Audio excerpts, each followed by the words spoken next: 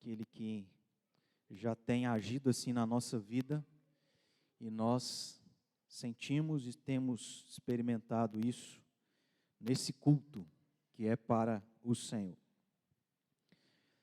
Nós estamos meditando em 1 Coríntios capítulo 11. Abra sua Bíblia. Eu quero já aproveitar para lembrar as crianças que vocês vão permanecer aqui conosco, porque você também faz parte dessa comunidade e Deus te trouxe essa comunidade para cultuar junto com a gente. Então, crianças e adultos podendo cultuar a Deus. Nós temos comumente o culto infantil, no domingo à noite. Elas geralmente sobem, mas nesse mês elas estão permanecendo, porque a gente está estudando sobre a ceia do Senhor, e o objetivo é que elas também aprendam algo nesse sentido. Ainda que, da minha parte, eu nem sempre consiga ser didático o suficiente, mas o objetivo é que você aprenda um pouco sobre o que é a ceia do Senhor. E, obviamente, todos nós também. Uma das coisas que nós temos aprendido sobre a ceia, ou que aprendemos, é um exercício constante. Não só dentro da igreja, porque nós não cultuamos a Deus apenas dentro da igreja, mas fora, que é onde nós passamos a maior parte do tempo, fora da igreja. E uma das coisas que nós aprendemos, meus irmãos, pode ser resumida em uma palavra com quatro letras, aonde duas se repetem. Estou quase fazendo o jogo da forca, né? Mas essa palavra é foco. O exercício que a gente precisa fazer durante todo o dia, para a gente se preparar para estar aqui, quando a gente está aqui, é focar, ter foco. Foco em não nos esquecermos daquilo que é o objetivo, que é estamos aqui na presença de Deus para cultuá-lo. Então, os olhos, nossa mente, o nosso coração tem que estar focado nisso. Eu estou aqui para adorar a Deus, cultuar esse Deus, eu estou aqui para louvá-lo através dos cânticos, eu estou aqui para agradecer a Deus por sua bondade, pela provisão, trazendo os dízimos e as ofertas. Eu estou aqui para reconhecer que eu sou pecador e eu preciso confessar o meu pecado. Eu estou aqui diante de Deus, aonde Ele falará ao meu coração através da sua palavra. Ele já falou e creio que falará. E eu conto com isso, em nome de Jesus. Capítulo 11 de 1 Coríntios, nós vamos encerrar esta passagem que trata sobre a ceia do Senhor. De maneira que, próximo domingo, as crianças subiriam, mas como é Santa Ceia do Senhor, vocês vão permanecer, tá bom? Então, não me lembro quantos domingos nós tivemos no mês de abril, não sei se foi 4 ou 5, mas pelo menos aí 5 domingos vocês tiveram que ficar conosco. E isso é um exercício bom para você já se acostumando e aprendendo, né? Porque um dia você vai passar dos 7 anos de idade, e aí você vai ter que ficar, tá bom? Nós paramos, meus irmãos, no versículo de número 26. Então nós vamos ler do versículo 27 ao 34.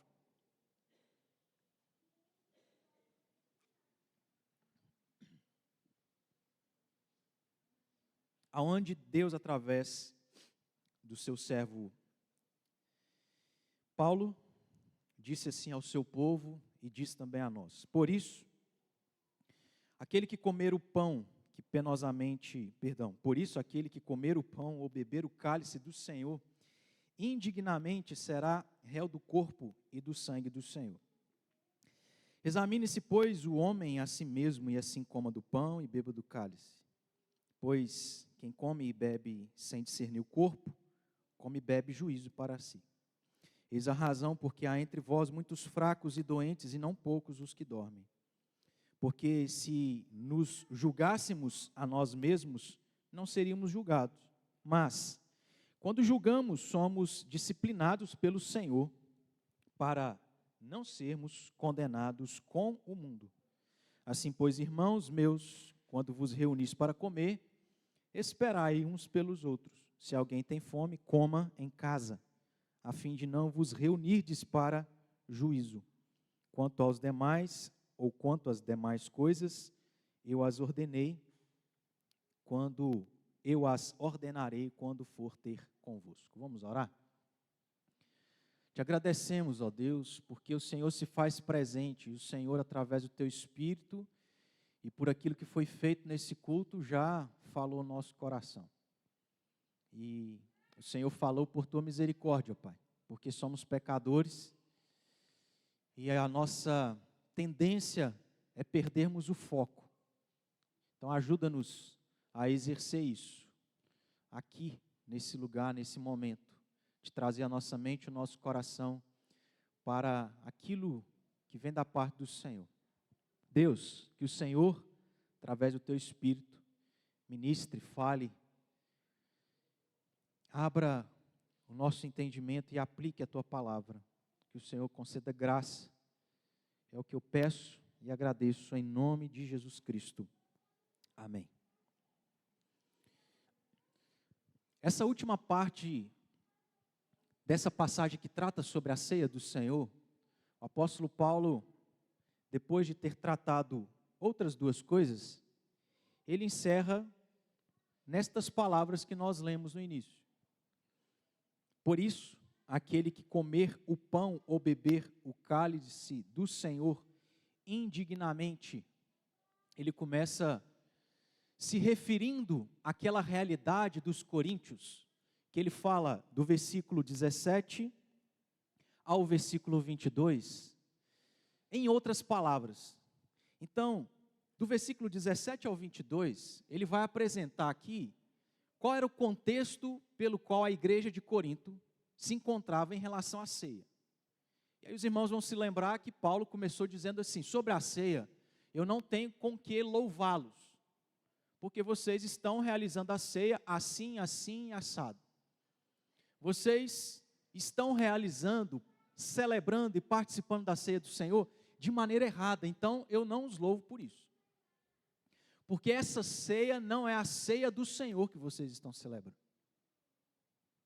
E aí, do versículo 23 ao versículo 26, ele vai citar as palavras, ou o ensino de Jesus sobre a ceia, registrado lá pelo menos nos 3 evangelhos, Mateus, Marcos e Lucas. Para lembrar a esses crentes, instruí-los novamente daquilo que eles haviam se esquecido, banalizado. Porque ao celebrar a ceia, eles estavam fazendo conforme o próprio coração, o próprio desejo deles, porque haviam se esquecido, e Paulo precisa exortá-los, precisa corrigi-los, não só trazendo à tona como eles estavam agindo, o que eles estavam fazendo, mas dizendo que não os aprovava e trazendo a instrução da parte do próprio Jesus Cristo, aonde nós sabemos muito bem o que Jesus ensinou, porque constantemente é o que a gente relembra quando nós participamos e celebramos da ceia do Senhor. Então, diante disso que Paulo faz nos versículos anteriores, nessa parte final do que ele trata sobre a ceia do Senhor, ele se refere a essa forma que os coríntios estavam praticando a ceia do Senhor em uma palavra. Porque ele disse assim: aquele que come o pão ou bebe o cálice do Senhor, e aí ele diz, indignamente. Quando Paulo usa essa palavra indignamente, ainda que não fique claro, mas quando a gente entende o contexto, fica subentendido que ele está se referindo a uma maneira errada de praticar a ceia do Senhor, porque quem pratica algo errado não tem dignidade em outra coisa, porque que aplauso que tem, que dignidade que tem, que honra tem em fazer algo errado. Então a gente subentende pelo contexto que Paulo está se referindo a essa forma errada de celebrar a ceia do Senhor, que era a maneira como os coríntios estavam celebrando. Ele está aqui se referindo a esses que estavam tomando do cálice e comendo do pão de maneira errada. Agindo de maneira errada, Paulo vai os chamar de indignos. Vocês são indignos de participarem da ceia do Senhor quando vocês participam dela da maneira errada. Ou seja, não cabe lugar para um crente celebrar a ceia do Senhor de maneira errada. É 880. Ou se celebra a ceia do Senhor da maneira certa, ou não se celebra. Porque celebrá-la de maneira errada é proibido. É indigno alguém participar da ceia do Senhor da maneira errada, e é isso que Paulo está dizendo para esses crentes. Não está certo. E se vocês estão celebrando dessa forma, vocês não são dignos.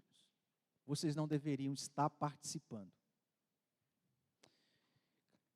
Começando essa parte final, ao dizer e se referir a esses coríntios dessa forma, o apóstolo Paulo, no final do versículo 27, vai apresentar o grande problema, a seriedade, ou o resultado do que acontece quando alguém participa da ceia do Senhor de maneira indigna, de maneira errada, aonde ele não deveria participar. É Paulo, em outras palavras, dizendo assim: aquele que força participar da ceia, segundo ele mesmo quer, não da maneira como Jesus ensinou, esse que está agindo assim, participando dessa forma, não deveria fazer, não deveria estar participando. E ao participar, acontece algo muito sério. Muito sério.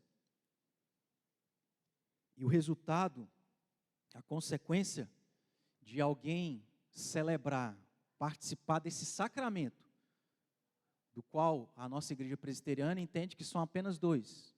O primeiro é batismo, e o segundo, a ceia do Senhor.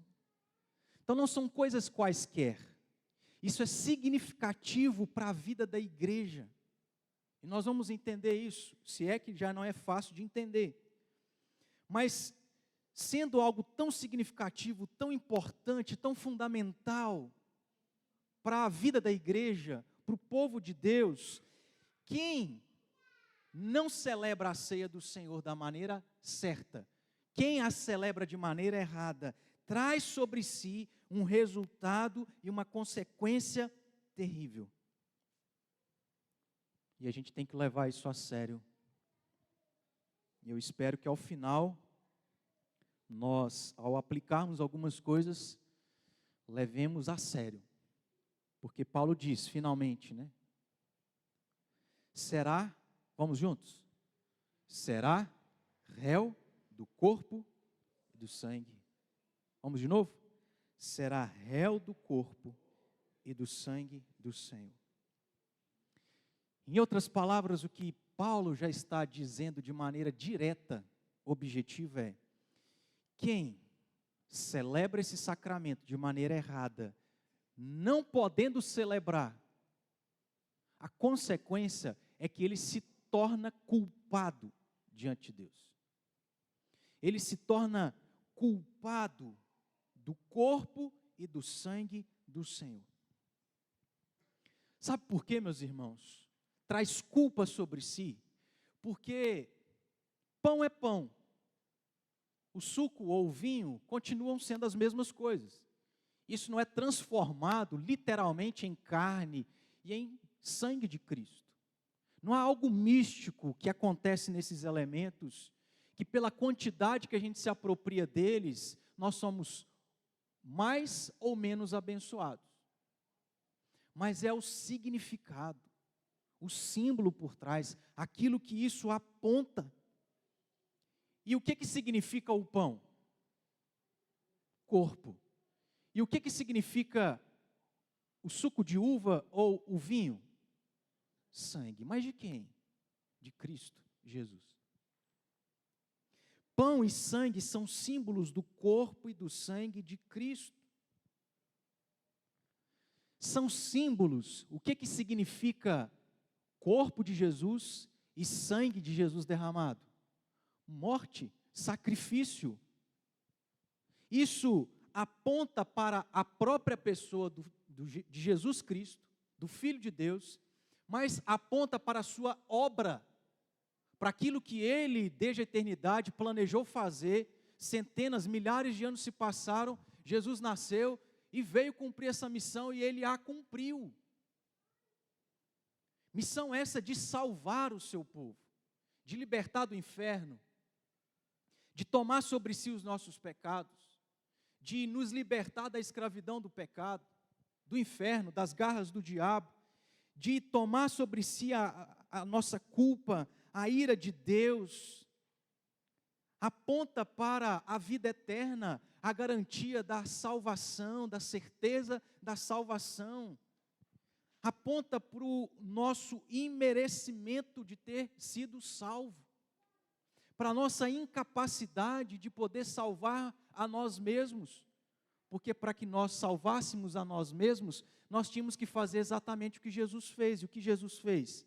Ele fez aquilo que Deus, lá no jardim do Éden, ordenou: obediência. Cumpra a lei de maneira perfeita, todos os dias e 100%. Mas o problema é que a gente já nasce em pecado. E o resultado do pecado é morte. Então, está diante de nós não apenas cumprir toda a lei de maneira perfeita todos os dias da nossa vida, mas inclusive pagar a punição pelo descumprimento da lei, que é morrer. E seria impossível para a gente fazer, é por isso que Jesus faz, é por isso que a salvação é pela graça, não é por obras. Se é obras, é as obras de Cristo, não as nossas. Meus irmãos, nós poderíamos aqui continuar abrindo parênteses para dizer quanta coisa esse sacramento que é a ceia do Senhor, esses dois elementos apontam, simbolizam, significam.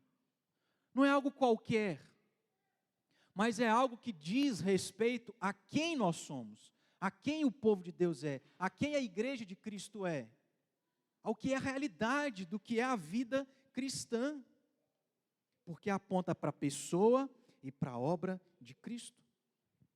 Em outras palavras, de maneira visual, veja que Deus nos trata como os pequenos, as crianças. As crianças precisam de algo visual, contato.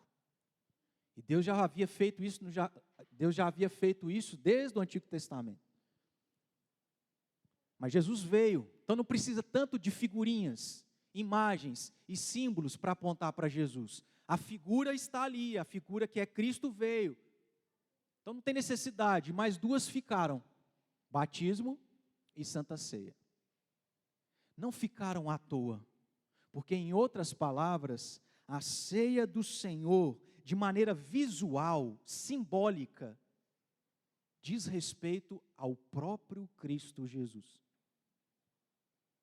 A gente pode entender isso da seguinte forma: você sabe o que é uma logomarca? Deixa eu pensar aqui numa logomarca que fique fácil para as crianças entenderem. Isso. Mas, que logomarca que eu penso aqui? Não. Só está me vindo na mente aqui Coca-Cola. Mas eu não sei se ajuda. Mas, qual é a ideia? É que um desenho representa um produto e uma marca, não é isso? Se alguma criança lembrar aí de algum desenho que significa e simboliza um produto e uma marca, você fala. Que eu estou velho, não me veio nada na cabeça. Mas é só para a gente entender que, vou colocar entre muitas aspas, a ceia do Senhor, esse sacramento, é como se fosse uma logomarca, que é onde a gente vê essas figuras, nós deveríamos associá-las à pessoa e à obra de Cristo. É a pessoa, é a obra, é o próprio Cristo Jesus. É símbolo. Então a gente poderia colocar, desenha aí, um pãozinho, um cálice, você coloca igual a Cristo. É a mesma coisa, só que é simbólico, é visual, é para nós como seres humanos espiritualmente infantis, possamos visualizar aquilo e aquilo nos ajudar. Ah, tá, isso aqui é Cristo. Ah, isso aqui é a salvação, a vida eterna, o perdão dos meus pecados. Eu fui liberto do inferno, da escravidão do pecado, das mãos do diabo e por aí vai. Então entenda, quando Paulo diz, eu não os louvo pela maneira que vocês estão participando da ceia do Senhor, porque não é a ceia do Senhor. A ceia do Senhor é pão, corpo, cálice, sangue, pessoa e obra de Cristo, Cristo Jesus, a salvação, a vida eterna, o próprio Deus. E é por isso que é sério. Porque não simboliza e representa qualquer coisa. Não é um Zé Ninguém. Mas é o Salvador do mundo. É o nosso Salvador. É o Filho de Deus. É o próprio Deus encarnado. E aí o que esses coríntios estavam fazendo? Isso que simboliza e representa o próprio Cristo e a obra dele, a gente despreza. Isso para nós significa apenas encher a barriga e ficar embriagado. É banalizar as coisas sagradas, as coisas significativas e importantes. É deixar que o sacramento, aquilo que é sagrado, vire algo banal. Por isso que o resultado, Paulo diz, será réu do corpo e do sangue do Senhor. Será culpado.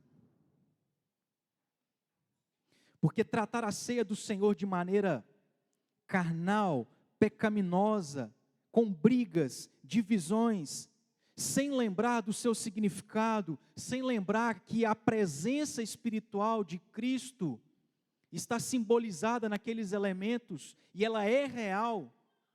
Eu estou banalizando o significado de tudo isso. E aí nós, ou no caso dos coríntios, é tratar o próprio Cristo de qualquer forma.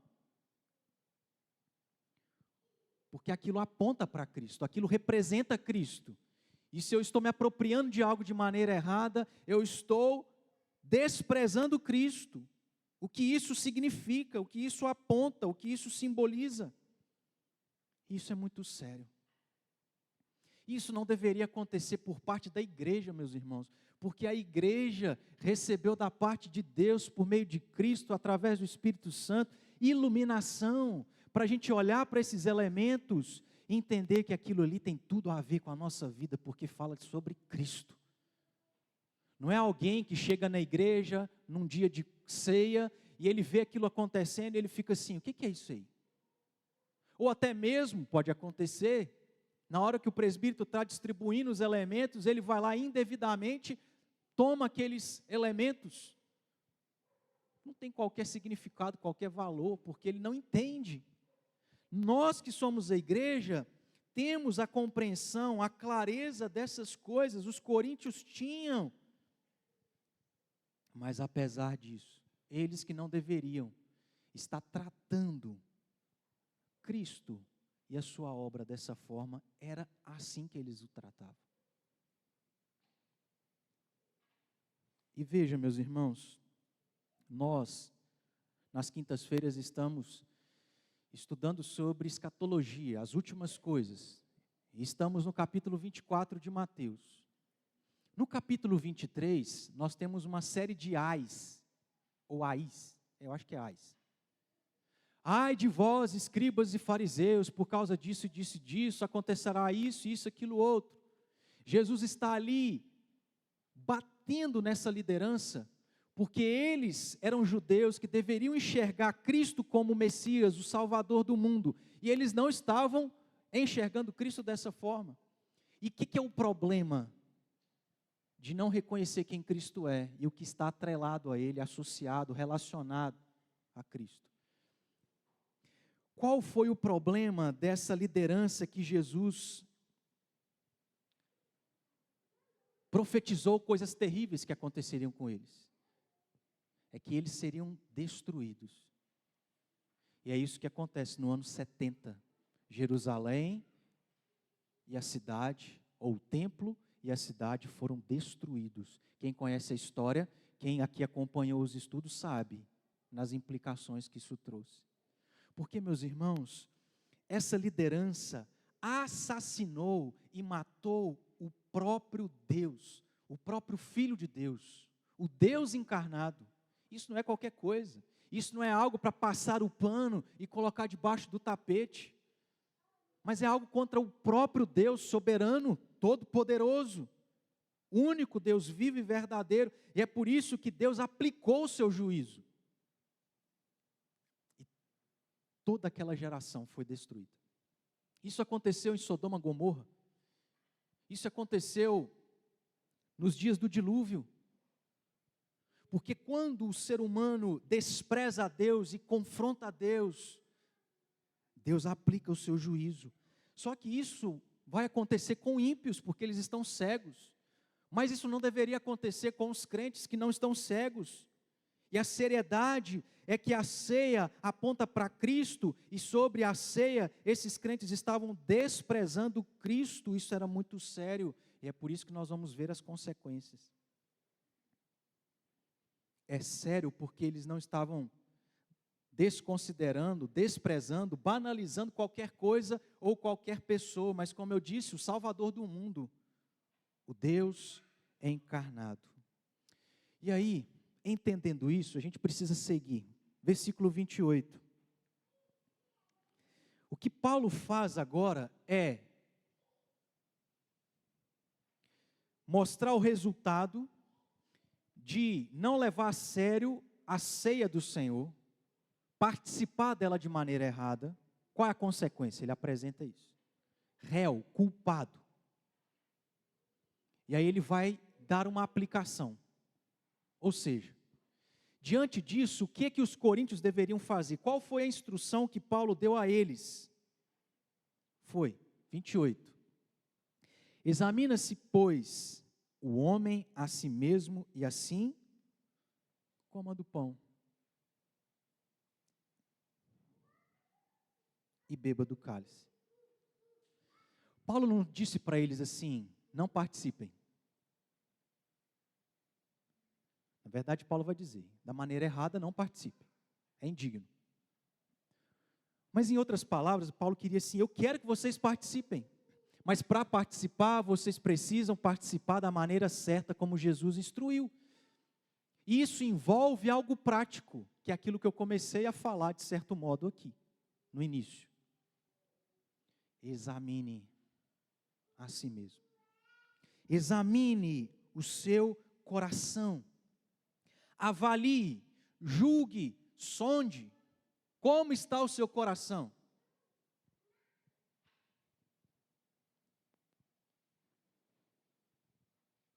Em outras palavras, era Paulo dizendo, se lembrem do que significa a ceia do Senhor. Traga à memória. Se perdeu o foco, retome o foco. Lembre que é Cristo. Não tem nada a ver com encher barriga. Lembre que é salvação. Lembre que é presença espiritual de Jesus. Lembre que é comunhão. Examine. Não participe da maneira errada, porque haverá culpa. Mas participe da maneira certa. Fazendo o quê? Olhe para os elementos. E lembre daquilo que isso associa. Corpo, sangue, morte, sacrifício, salvação, perdão dos meus pecados, pessoa e obra de Cristo Jesus. E aí sim, coma do pão e beba do cálice. De maneira prática, o que Paulo fala é: examina, sonda o coração, traz a memória, se lembre. Uma das coisas que nós aprendemos aqui, no domingo passado, é que a ceia do Senhor é memorial. Memória, lembrança. Era isso que eles tinham que fazer. E para a gente terminar, ou caminhar para terminar, nós temos nos versículos 29 a 32, a explicação de tudo isso. Do versículo 27 ao versículo 28. E a explicação que Paulo dá é por que aqueles crentes deveriam não participar da maneira errada da ceia, mas participar da maneira certa, como Jesus ensinou, fazendo o quê? Examinando o coração. Lembrando, tendo a mentalidade certa, o foco certo. Ele vai explicar por que era necessário haver esse exame. Versículo 29. Ele diz: pois quem come e bebe sem... palavras sinônimas. A maneira errada de participar da ceia do Senhor é sem avaliar, examinar o coração, é sem discernir. Eu sei o que isso simboliza, eu sei o que isso representa. É Cristo, a minha salvação, perdão dos meus pecados, etc, etc. Aí ele volta a repetir a mesma ideia. Por quê?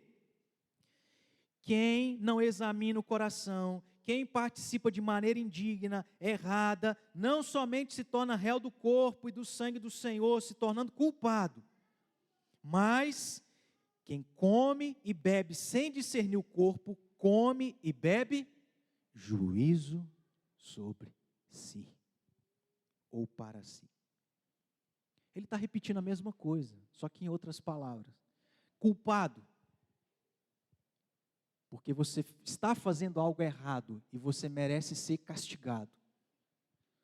Quando você não examina, quando você não discerne, quando você não faz da forma certa, quando você faz de maneira indigna, você recebe juízo para si, porque você se torna culpado de participar de algo tão sério, mas que você está banalizando. E aí a consequência de se tornar culpado e estar sob juízo do próprio Deus, versículo 30. Eis a razão, porque há entre vós muitos, vamos juntos? São 3 coisas: fracos, não poucos os que dormem. Não é coisa qualquer, meus irmãos. Isso tem relação com o Deus que é santo, todo-poderoso. Meus irmãos, isso tem relação com alguém que escolheu morrer. Morrer é o ato mais importante que alguém pode fazer por amor a alguém. E esses crentes estavam banalizando esse ato de amor. É o próprio Deus que decidiu morrer por nós, pecadores, indignos, que merecíamos o inferno. Quando a gente não leva as coisas a sério, é Paulo falando aos Coríntios, se torna réu, se torna debaixo do juízo de Deus, e a consequência é Deus castigar, fazendo com que muitos crentes fiquem fracos, enfermos e morram. Morte não deixa de ser um castigo, mas ainda assim, por causa de Jesus, é um benefício, porque morte para o crente significa céu. Mas você deixou de viver das bênçãos dessa vida. Quem quer morrer? Não é natural. Mas desprezar as coisas de Deus pode, inclusive, não só gerar doença. Tem muita doença, meus irmãos, que não é física, emocional, psicológica, é espiritual por causa de pecado, desprezo das coisas de Deus.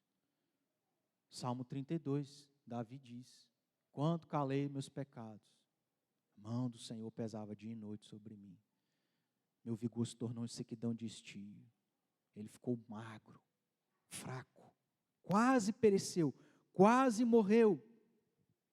E Paulo vai afirmar que muitos desses crentes haviam morrido, porque estavam tratando coisas tão sérias de maneira banal. Paulo está explicando o que ele falou no início. Aí no versículo 31, ele vai continuar explicando, quando ele diz: porque se nos julgássemos a nós mesmos, não seríamos julgados. Aqui é outra palavra sinônima daquelas outras duas, exame e discernimento. Quando você examina e discerne, você está julgando o seu próprio coração. Como que eu estou participando da ceia do Senhor? Aí, em outras palavras, o que Paulo está falando? Se vocês, coríntios, crentes, julgassem vocês mesmos, se vocês colocassem em prática o que está lá no versículo 28, vocês não seriam julgados.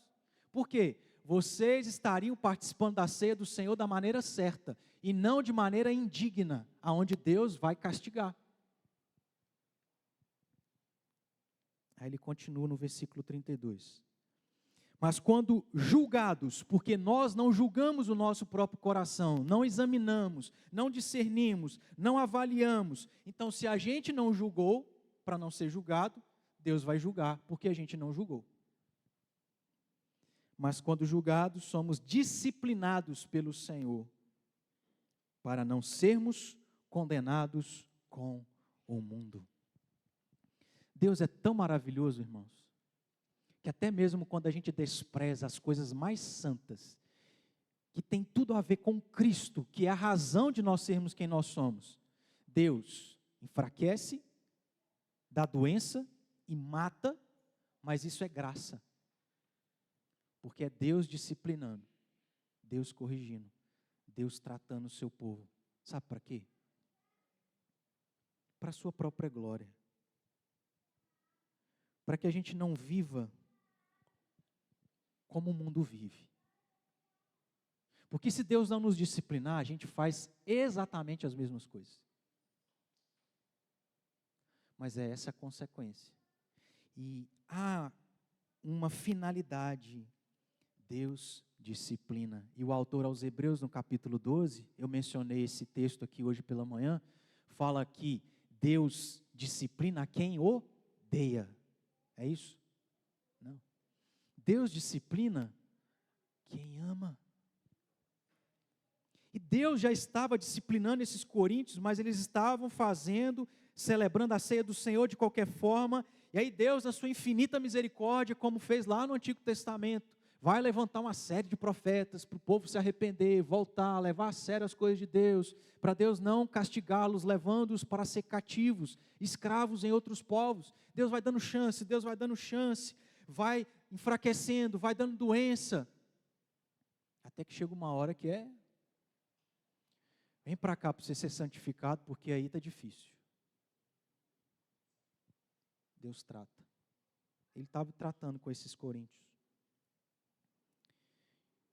E dessa forma Paulo encerra, então dizendo nos versículos 33 e 34. Assim, pois, irmãos meus,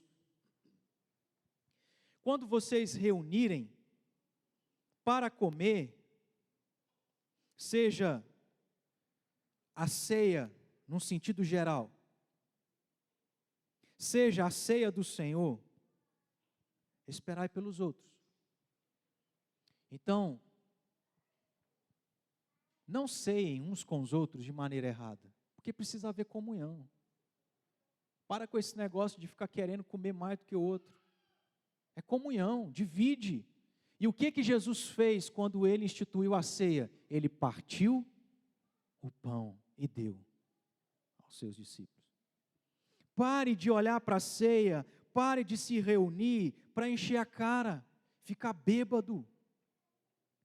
Quando vocês se reunirem para comer, espere pelos outros, seja educado. 34, se alguém tem fome, resolve esse negócio em casa, coma em casa, a fim de não vos reunirdes para juízo. Então resolve o problema, sacia na sua casa, mas quando você vier à igreja, quando você for celebrar a ceia, celebre com seriedade, porque isso significa Cristo, e Cristo não pode ser desprezado, porque se Ele for, haverá juízo. Sendo assim, meus irmãos, para a gente aplicar, primeiro, nós devemos ter mais temor com as coisas de Deus, porque Deus pode nos consumir. Não dá para ficar brincando com Deus. Uma hora a casa cai. Uma hora, e nós não vamos generalizar, tá? Uma hora a doença vem, para ver se você volta. A disciplina vem. Não pense que Deus é graça, graça, graça, mas Ele não vai ser justo em te disciplinar, porque isso é graça. Então, eu posso até aplicar outra coisa, né? Corrija a sua vida enquanto tem tempo, enquanto Deus está te dando chance, enquanto Deus está usando várias coisas para falar o seu coração e você está, não estou ouvindo nada, vida que segue. Corrija. Mas, a gente precisa ter mais temor, meus irmãos, mais respeito, medo. Assim como, de certo modo, lá no Antigo Testamento, isso acontecia. Os símbolos e os sinais no Antigo Testamento eram tão sérios que quando um sumo sacerdote que podia entrar no Santo dos Santos, aonde estava a arca, que representava Deus, a presença de Deus, quando ele uma única vez no ano tinha que entrar no Santo dos Santos, ali ele tinha que seguir todos os rituais, fazer da maneira certinha, porque se fizesse errado ele morria. E aí, os sumos sacerdotes, quando iam entrar no Santo dos Santos, era necessário amarrar uma corda no pé. Sabe por quê? Porque se morresse no Santo dos Santos, ninguém podia entrar para tirar. Aí tinha que puxar. É isso que aconteceu com os filhos de Arão. É isso que aconteceu com aqueles outros homens que viram a arca cair, e encostaram a mão e foram mortos instantaneamente. A gente precisa ter temor, medo, porque Deus é santo. Ceia do Senhor é algo sério, porque é Cristo, não é uma pessoa qualquer. Segundo lugar, que eu adiantei, a gente precisa corrigir a nossa maneira de participar da ceia do Senhor e das coisas espirituais da ceia do Senhor, porque tem esse significado extremamente importante.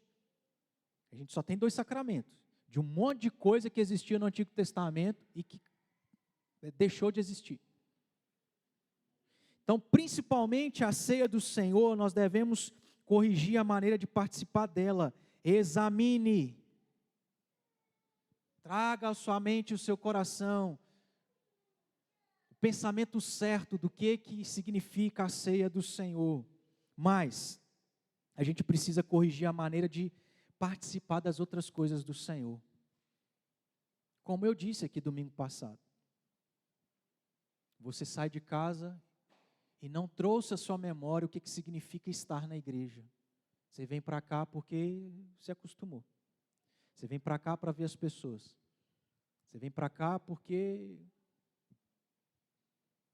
Você vem para cá e aí você está pensando nas suas contas. Você está pensando lá fora. Você está no celular. Você está viajando na maionese. E o culto está acontecendo. E você perdeu o foco.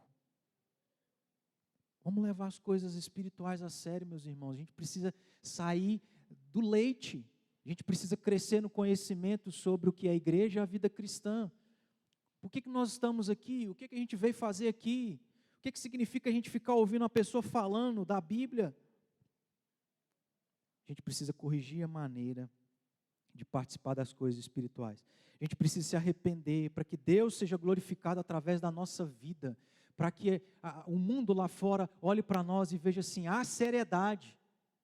E é lamentável quantas igrejas hoje não são sérias, e o nome de Deus tem sido envergonhado. Porque ser cristão está associado a coisas ruins. Hoje a gente não pode falar de dízimo na igreja. De tanto que algumas igrejas falam pelas motivações erradas, e a igreja está associada a corrupção, dinheiro no bolso. Isso é vergonhoso, meus irmãos, porque a gente não está levando a sério as coisas espirituais e Deus não tem sido glorificado, Deus tem sido envergonhado por causa da nossa vida. A gente precisa se arrepender para que a gente seja curado, para que Deus pare de pesar a sua mão, porque é pecado a vida que nós estamos vivendo e levando. Quantas vezes, ao invés de estarmos glorificando a Deus através da nossa conduta, estamos levando as pessoas a ridicularizarem o nome de Deus? Quantas vezes as coisas não estão como estão, ou quantas vezes as coisas estão como estão na nossa vida, porque Deus está nos punindo.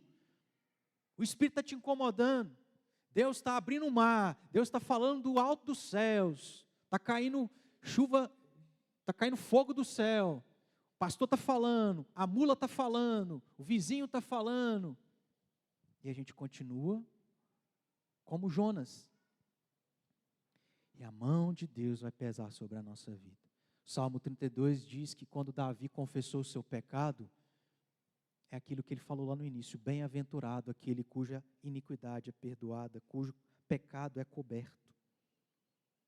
Quantas das vezes as coisas estão como estão, não é por causa do seu marido, da sua esposa, não é por causa dos seus filhos, não é por causa do seu vizinho, é por sua causa, pecado. Levar as coisas de Deus de maneira qualquer.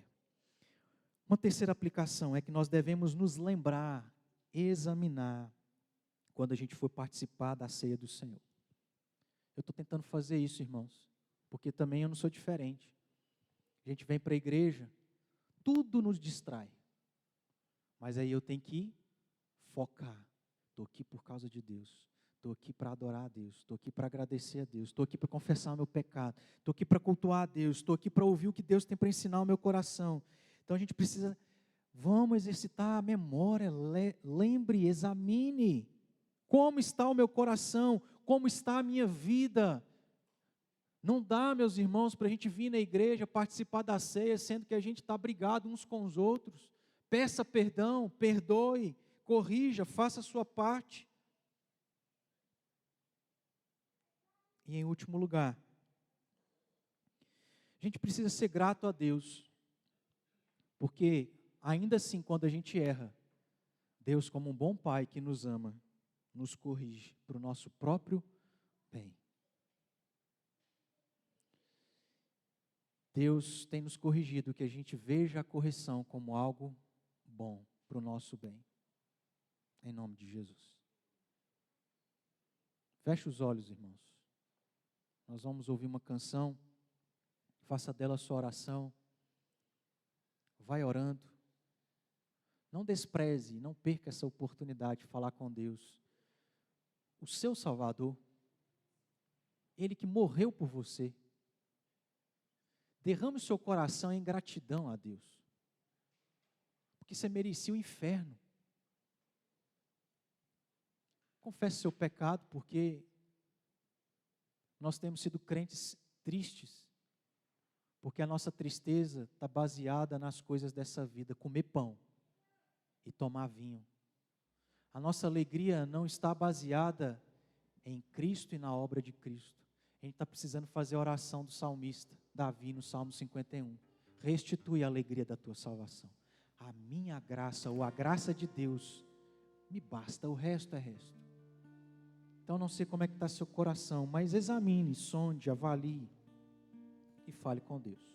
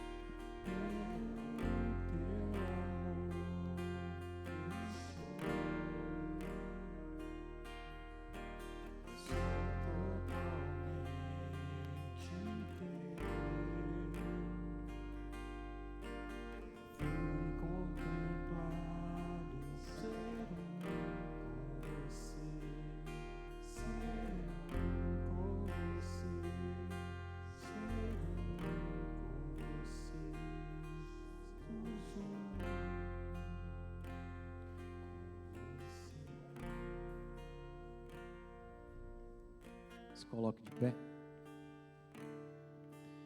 Meu Deus, te louvamos porque o Senhor falou ao nosso coração. Tua palavra é poderosa, ela de fato penetra o nosso coração. O Senhor falou porque o Senhor aqui se faz presente. Ó Deus, e quando o Senhor fala, a gente se prostra. A gente reconhece o nosso pecado. Ai de nós, porque temos desprezado as coisas do Senhor. Não temos dado valor, Senhor. Ai de nós, perdoa-nos. Quando o Senhor fala, ó Deus, nós nos prostramos não apenas em confissão de pecados, de nos comprometermos a abandonar os nossos ídolos, a entregar ao Senhor aquilo que é necessário, para que a mão do Senhor não pese sobre nós, para que, ó Deus, a fraqueza, a enfermidade, a morte não venha sobre nós. Não só isso, ó Pai, mas quando o Senhor fala, a gente responde prostrados em adoração, porque o Senhor é Deus. Cristo é o nosso Salvador. O que Ele fez por nós, ó Deus, foi tudo. Ele morreu por nós. Nele, ó Deus, nós somos filhos do Senhor. Nele, ó Deus, nós temos o Senhor não apenas como Criador, mas como Pai. E um dia nós vamos nos encontrar com o Senhor, na glória.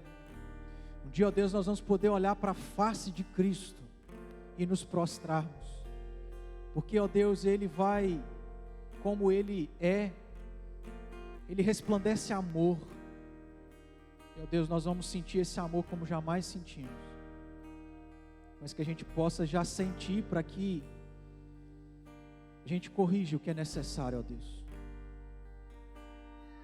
Ajude-nos a envolver mais com as coisas do Senhor, mas envolver com a mente e o coração da maneira certa, examinando, ó Deus, sondando, julgando o nosso próprio coração, para que o Senhor não nos julgue, não nos castigue, nem nos discipline, para o nosso próprio bem.